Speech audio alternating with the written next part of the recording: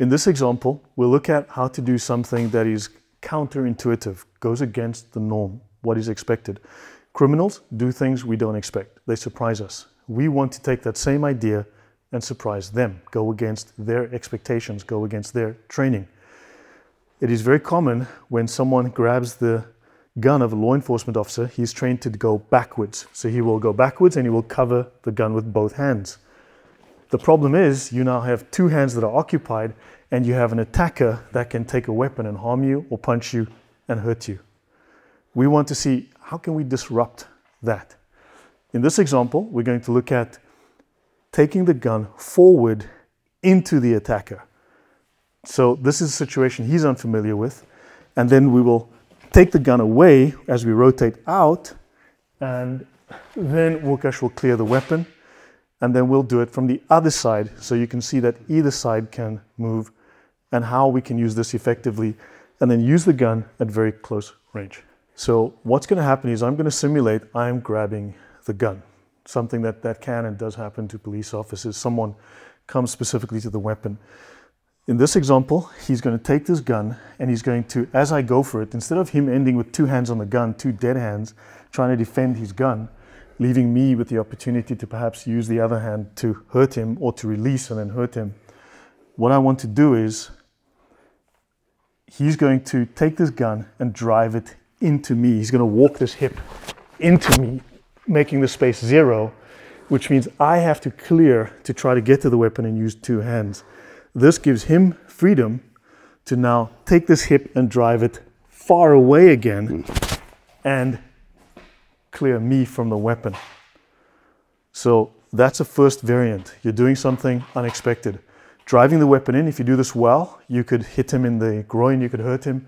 It's actually possible. If you're working with a vest, you can actually cause pain to someone hitting them with that vest. It's very heavy, lots of hard edges. The second option is, I'll try and make the grab. He's going to come in with this hip and he's going to drive this hip into me hard. This would be as if I was doing this and then taking a shoulder slam. So essentially it's like doing a rugby tackle into someone at close range. So I'll make the grab and now I don't have the reach. He goes back. Excellent. Now to add another point, criminals might work in twos and threes. He may have a friend behind him or at the flanks. So we have to note a couple of things. When he drives the weapon in, he may have a friend, the bad guy could have a friend. So when Łukasz goes back, he's going to move back hard so that he does the very same, and he would drive that gun into the guy coming from behind. So the same thing he did forward to me, he's going to be driving that weapon. So the guy at the back thinks he has free access to the weapon, and suddenly the weapon is in his belly, making it hard for him, and he gets body slammed. And so Łukasz is using all of this rotary motion to make massive impact. So if I go in, if I had a gun on my left hip, let's say, because you can see it on the camera side, I'm going to drive in, right? Then I'm going to drive back. But when I do this, I'm going to do this with meaning, just in case this elbow meets someone coming the other way. And when I turn, I'm going to be making sure that I move hard because I might want to hit someone who's coming on this side. Those are things we want to bear in mind. Criminals don't always work alone. They work in teams, they work in packs. So we want to be prepared for that. So in this example, came in here.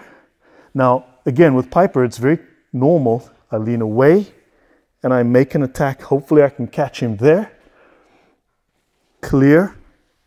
And from here, I can go around and now I can clear my weapon and he and I can talk business. That's if I were the one who were armed.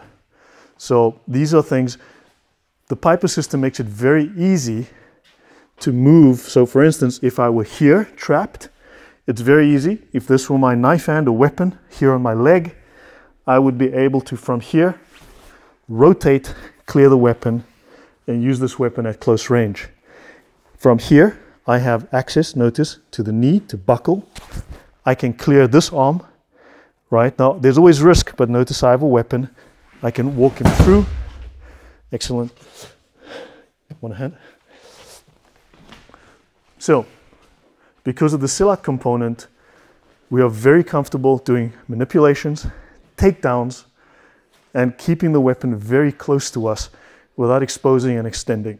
So these ideas can be extended to the firearms. There are many other ideas, but hopefully this gives you an insight into how you can functionally use the same movements, the same techniques, the same methods, the same lines of action for both the gun and the knife, and then also ultimately for the empty hand.